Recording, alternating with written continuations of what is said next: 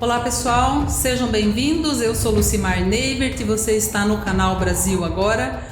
Comigo, o nosso sempre convidado, professor Belei. Boa noite, professor. Boa noite, Lucimar, boa noite, amigos, sejam bem-vindos. Hoje, 3 de setembro de 2020, quinta-feira. Data importantíssima.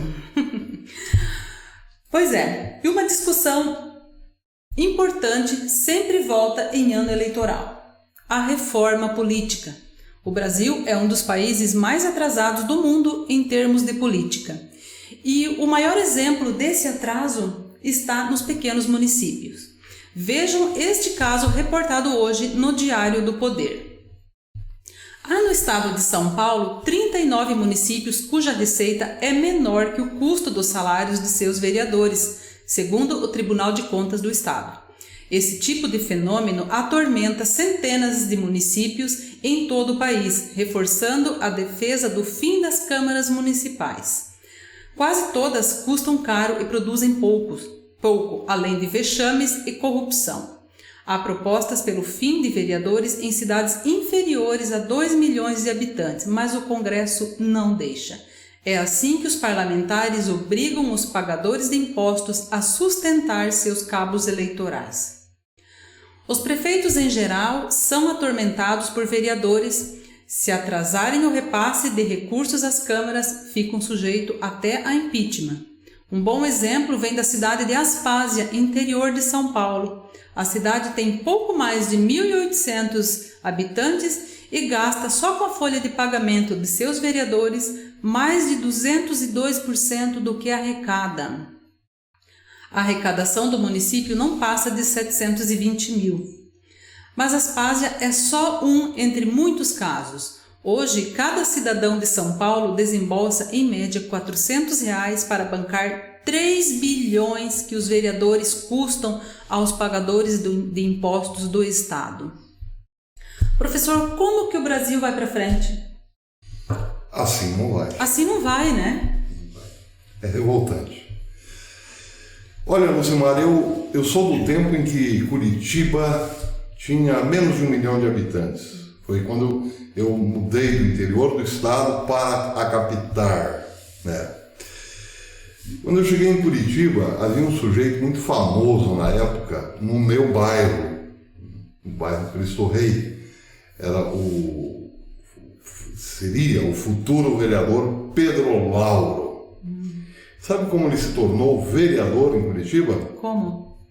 Ele tinha um cafezinho no centro da cidade, aquelas banquinhas na Rua das Flores. Ah, sim. Ele tinha um cafezinho lá e, como era muito frequentada, fazia a sua pregação política. Qual a pregação política de Pedro Lauro? O Brasil precisava invadir as Guianas e tomá-las porque já tinha sido território brasileiro. O Pedro Lauro defendia a ideia de que o Brasil tinha que invadir a Guiana Francesa e tomá-la na mão grande. Foi eleito, não sei como, mas foi eleito. Pedro Lauro também defendeu a ideia de que era preciso modernizar o jogo do bicho. Por que só aqueles bichos e não outros também, como barata, grilo, essas coisas, pulga, né? O que deu hoje no bicho? Deu pulga na cabeça. Pois ele se tornou popular justamente porque havia no seu discurso algo de absurdo. Talvez o brasileiro goste disso, né? Mas o problema não é exatamente esse, porque uma cidade de 1 milhão de habitantes precisa sim de seus vereadores e é possível que entre eles existam também os malucos. O Brasil já elegeu, se não me engano, para vereador de São Paulo, um jacaré, o Cacareco. Isso foi nos anos 70.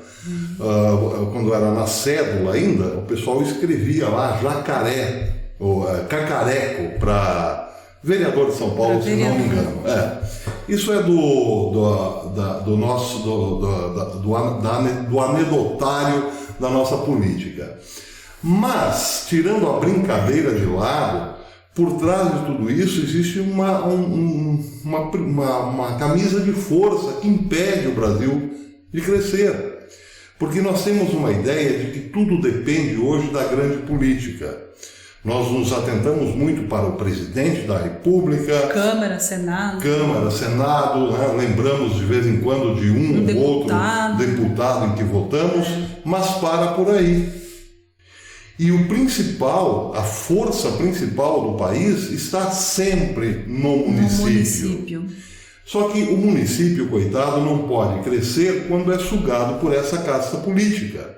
Não é possível que municípios com 2.000 habitantes tenham uma casta política que custe mais caro do que a arrecadação do próprio município.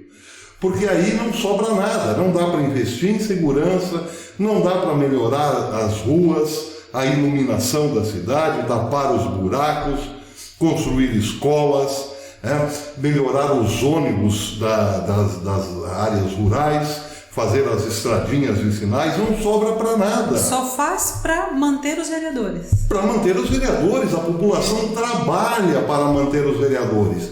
E veja, nós estamos no Paraná. Aqui, na nossa região oeste do Paraná, tem muito município rico, mas que não aparenta ser rico. Você chega, as estradas são péssimas, não há estrada vicinal asfaltada, ou pelo menos com aquela pedra brita, né? Enfim, paralelepípedo. Pelo menos isso, né? Dia de chuva, carro atola, ônibus escolar atola. Por quê? Porque não sobra para investir no município. Vai tudo para a mão do político. Em municípios ricos, municípios que vivem, que têm a sua arrecadação principal na agricultura, que aqui é forte. Mas aí, os políticos levam tudo. E levam tudo para quê? O que eles devolvem? O que eles dão em troca? Uma leizinha que outra ridícula, né? Porque os nossos vereadores, infelizmente, também são subletrados, na maioria das vezes, né? Não estão antenados com a realidade do bairro, mas buscam no marqueteiro uma leizinha de ocasião, e aí, isso nada resulta em benefício para o povo, né? O prefeito geralmente se torna vítima dessa mesma casta política, como diz a matéria. Se ele atrasa o repasse para a sua Câmara, ele sofre impeachment, ele pode sofrer impeachment. Então, uma cidade de 2.000 habitantes, ela está fadada a parar no tempo, ainda que tenha uma razoável arrecadação. Por quê? Porque os seus coronéisinhos do local levam tudo. E levam tudo para eleger, como diz a matéria, tornarem-se cabos eleitorais, se ainda não bastassem atrapalhar a vida do prefeito, porque às vezes acontece do município eleger um bom prefeito, ainda por cima isso de ter a sua administração complicada pelos tais vereadores, estes se dedicam quase que exclusivamente à eleição do deputadozinho do seu próprio partido. É um descalabro, por isso seremos sempre um país atrasado. E reforma neste âmbito, eu penso, Lucimar, a minha geração e a tua não verá. Nós não veremos essa reforma, porque está tudo interligado. Tudo isso acaba terminando lá, na mesa do presidente do partido. E nós bem sabemos quantos são os partidos no Brasil e ao que eles se prestam. Então é isso. O Brasil está amarrado a uma camisa de forças cujo poder impede o nosso crescimento. O seu município não cresce, o Estado não cresce. Se o Estado não cresce, o país não cresce. Por isso, ficaremos na mesma eternamente. A menos que o presidente Bolsonaro consiga, a partir da próxima eleição, que ele será reeleito, se Deus quiser, ter um Congresso um pouco mais afim às suas propostas, que seja capaz de aprovar uma reforma política, porque senão, meus amigos, babau, Inês é morta. Pois é, professor, uma reforma política é mais do que necessária, mas ela deve acompanhar uma reforma administrativa. E é isso que o Bolsonaro tem tentado fazer. Uma proposta de emenda à Constituição da reforma administrativa foi enviada hoje, nesta quinta-feira, ao Congresso, que amplia o poder do presidente da República para extinguir cargos efetivos ou comissionados, funções e gratificações e reorganizar autarquias e fundações, sem precisar da autorização do Legislativo, desde que não ocorra aumento de despesa. De acordo com a proposta da reforma, detalhada pelos técnicos, haverá 5 formas de contratação dos novos servidores com prazos determinados e indeterminados para cada tipo de função. A PEC também prevê alteração das regras para acúmulo de cargos e para a estabilidade dos novos concursados. Abre aspas. Estabilidade não é um salvo-conduto para que servidor permaneça no cargo, garantiu Gleison Rubim, secretário de Desburocratização, acrescentando que a proposta prevê maior autonomia organizacional para o Executivo. É boa, é ótima, mas emplaca? Pois é, essa é a pergunta do milhão. Porque da mesma forma que existe um problema cultural que diz respeito à camisa de força dos municípios, que a gente falou agora, sim, existe esse problema maior, que é uma relação promíscua, no Brasil, né? Uma relação promíscua entre o governo, ou melhor, o Estado e a população. Porque, veja, nós estamos saindo de 30 anos de comunismo, quer dizer, saindo inteiro. Nós conseguimos colocar um presidente não comunista. Estamos tentando sair. Estamos tentando. Depois de 30 anos, o Brasil conseguiu emplacar um presidente não comunista. É pouco, é quase nada, mas já é um milagre. São 30 anos de doutrinação comunista, que reforçou aquilo que já havia quase que naturalmente no brasileiro, o desejo de fazer parte do Estado. Está na cultura do brasileiro esse negócio de trabalhar para o Estado, de conseguir a tal estabilidade no emprego. Tu pede para uma criancinha recém-nascida o que ela quer ser quando crescer, ela diz, eu quero ser funcionário público. Né? Então é muito difícil quebrar essa relação promíscua. O brasileiro já nasce pensando em ser funcionário público.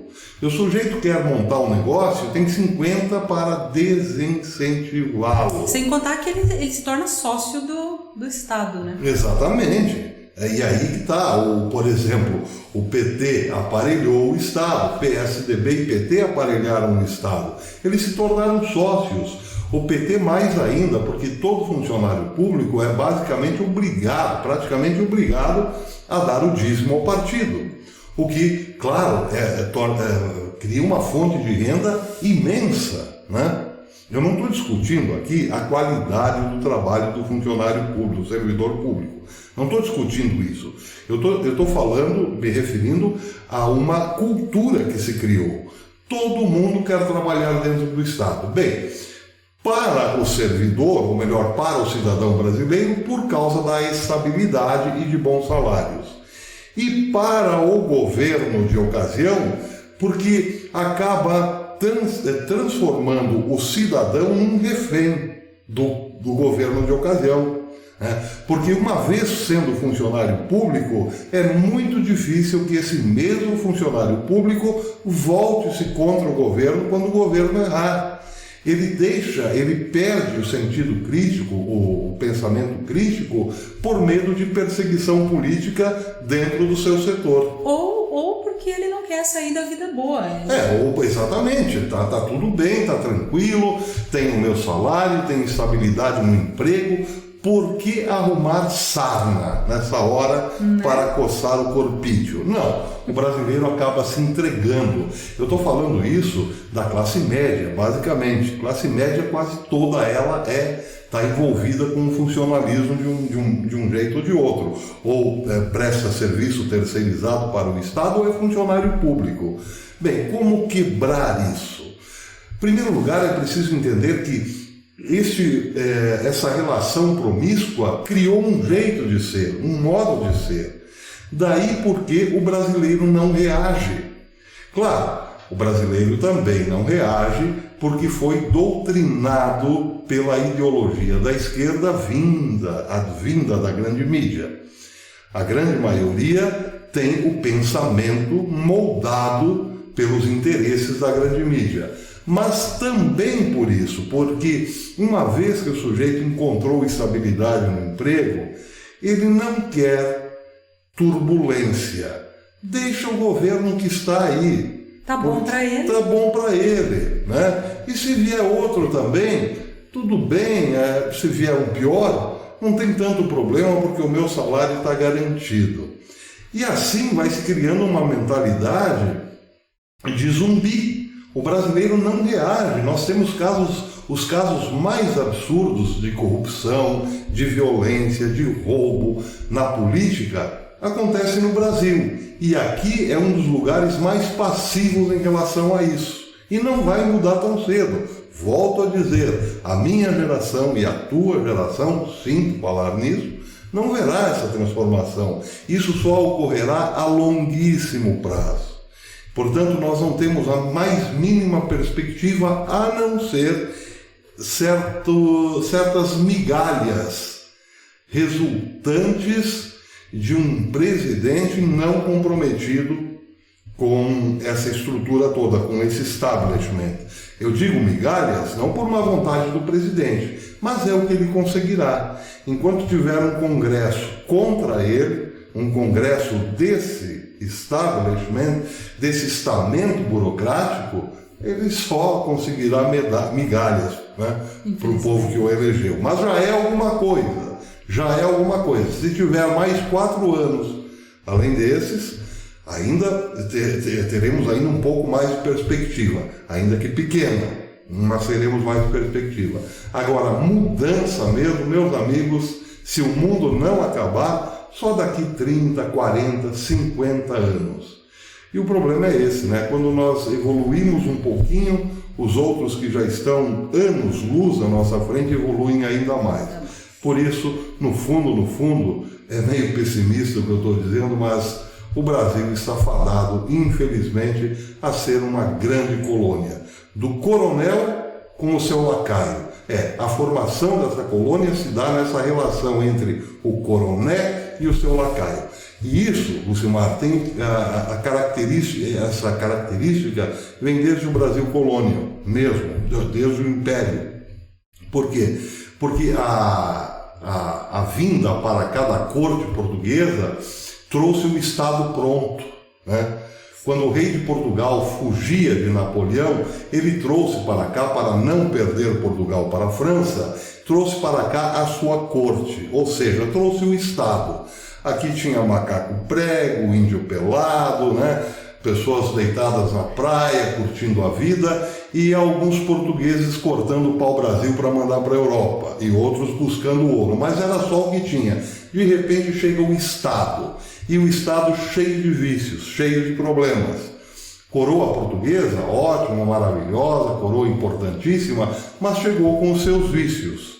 E aí o que aconteceu? Esses vícios se tornaram o ethos, o modo político brasileiro. Antes do Brasil ter uma identidade própria, ele já herdava os vícios da política portuguesa. E não mudou, de lá para cá continua a mesma coisa. Pois é, vai demorar, né? Vai demorar, mas uma hora tem que começar. E vamos começar já esse ano, que é ano de eleição, tá? Vamos prestar bem atenção em quem a gente vai eleger, prestem atenção em candidatos que estão mudando o visual, tá? Tem gente fazendo clareamento nos dentes, tem gente emagrecendo, tá? Tem gente indo à feira, você acredita? Tem gente indo à feira, quer ficar popularzinho, né? Político. Fazendo vídeo, em época de campanha. Fazendo vídeo, receitinha na internet para ficar popular. Mas antes eu nunca ouvi falar no nome de certas pessoas. Aí de repente agora começam a aparecer, né? Então a gente tem que começar essa mudança, gente, e é pra já, tá bom? Fiquem ligados. É isso aí. Né? Principalmente agora, porque esses vereadores e prefeitos influenciarão e muito na nossa Sim. vida. Eu acho que nós já estamos cansados, né, dessa má e nefasta influência de maus políticos. Depois do Bolsonaro... Agora, temos que cobrar também, porque tem uma coisa, né? Existe muito eleitor consciente. O problema é que para cada eleitor consciente existe uma infinidade de gente que está aí, naquela de trocar o voto por metade da dentadura, né? Nós temos que orientar esse pessoal e uma das formas de fazer isso é discutir política, né? Porque tem muita gente também que não gosta, não vou discutir política, não quer se meter em política. É um tema proibido, é complicado, só dá encrenca. Ou não sobra tempo, às vezes tem tanta bobagem, tanto vídeo idiota para assistir, não sobra tempo para se informar. Mas depois de tudo que a gente viu, né, desde o Bolsonaro para cá, tanta coisa veio à tona, né? A gente não pode mais continuar naquela cegueira que a gente estava, né? A continuar naquela atitude, naquela posição de como é que chama? Avestruz. Né? Qual é que é a posição da avestruz? A avestruz, ela coloca a cabeça no buraco, né? Sim. E deixa a área de serviço exposta. Perfeito, isso. Pois é. Chega de ser avestruz. Gente. Vamos mudar a isso. área de serviço agradecerá e muito se mudarmos a posição. É isso aí, pessoal. Olhos bem abertos. Vamos lá para os abraços. A Orquídea Matos, de Portugal. Olha que amor. Nós temos muitos amigos em Portugal. Temos. Um abraço, Orquídea. Eu conheci uma professora, quando eu morava no Mato Grosso, que se chamava Orquídea Rosa. Nós todos imaginávamos que a mãe dela era louca por orquídea e por rosas, porque não é possível, né? Orquídea Rosa. Não sei, a gente ficava imaginando, né? Um abraço para o Fauzi Chap, de Belo Horizonte. O Walter de Souza Pereira, de Brasília DF, a Sônia Cristina de Souza Graça, de Santo Tirso, Portugal. Olha aqui, mais uma portuguesa. Uma brasileirinha em terras portuguesas. Um abraço. O José Anselmo Pinto Monteiro, de Campo Belo, Minas Gerais. A Vanessa Mendes, UCG Taquara. Esse é o nickname da pessoa. Um abraço para você. Tá sempre comentando aqui. A Terezinha Franco, de Mongaguá, litoral paulista. Eu já estive nesse lugar. Esses dias até estava comentando para o Alexandre. Achei muito bonito lá.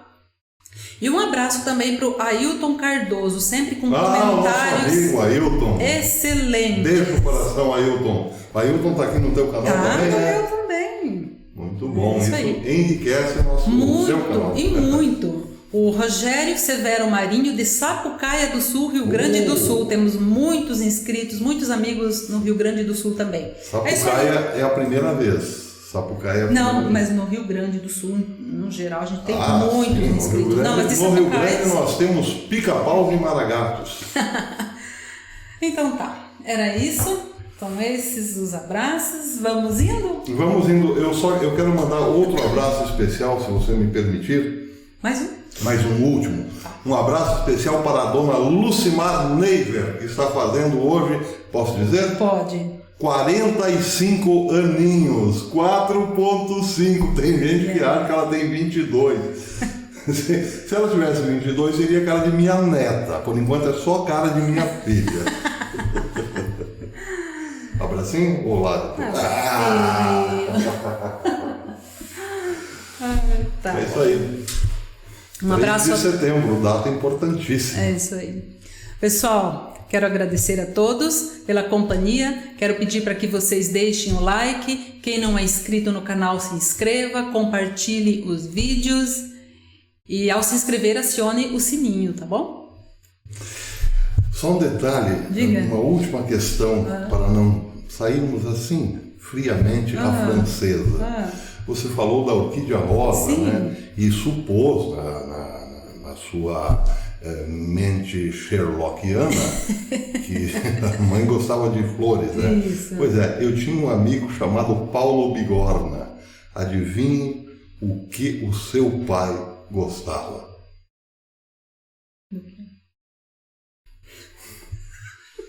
Flores. Tinha uma floricultura. Pensou que era uma oficina, né? Não, ele tinha uma floricultura. Paulo Bigorna. Ele era Paulo Bigorna porque tinha uns dedos na mão.